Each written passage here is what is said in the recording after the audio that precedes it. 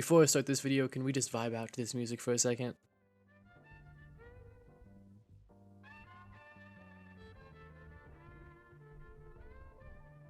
Just about a week after the winter update, we got another update for Phantom Forces, and this one is a little smaller. They kind of just fixed some stuff up and everything with the winter update. So in terms of that, in terms of the new features, it was definitely smaller, but there were a ton of balance changes. And in the description, I will link the unofficial changelog made by Spezzy, and actually I'll just give you a sneak peek at it right now. Look at all of these balance changes. But other than that, there were a couple other things added, like this reset button on the challenges, which I should actually do with this melee challenge right now, which is super useful. And okay, that's even worse.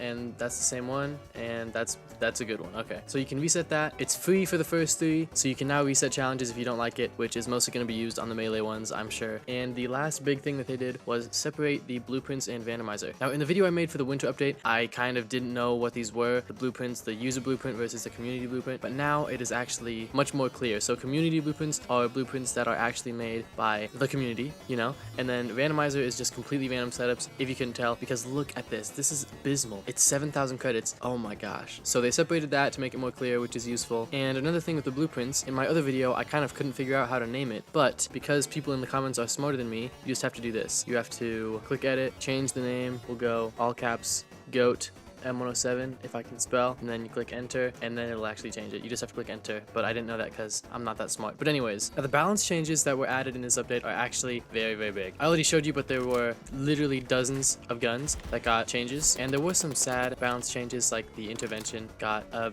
fairly decent nerf, which is unfortunate, but the C7A2 and really a bunch of assault rifles got big buffs. Like looking at this changelog, I can see that the AUG-A2, the C7A2, the A94, the AUG-A1, the M16A4, the FAMAS, the AK-74, there are literally like 20 assault rifles that got at least a small buff, and some of them got even bigger buffs, including my beloved C7A2. There were also some LMGs that got buffed. The H-bar and the RPK-12 are among those LMGs, but really, just to put it simply, a ton of guns from all classes got buffed in this update, and that's compared to like maybe 3 or 4 guns that got nerfed. Now, why they decided to do a lot more buffs instead of a lot more nerfs is beyond me, but the guns that did get buffed were already pretty decent. Some of them were, like the C7A2 and the AUG and the FAMAS, and just I mean, they're making good guns better for some reason, and I'm here for it, at least because it's, you know, it's something, it's a change. And that's obviously not to say that all of the guns that got buffed were already good guns. Some of them definitely were deserving of the buffs, but other ones are just like, they must be wanting people to use them, which, you know, like I said, that's fine by me. And if you want more useful information about the update, you should definitely go join Spezzy's attachment setup sheet Discord. That's where I found the changelog, and that's how I figured out all the guns that got nerfed or buffed and everything. So that will also be linked in the description along with the unofficial changelog. But anyways, that's going to be it for this video. If you enjoyed, please consider dropping a like and a sub. Thank you so much for watching, and until next time.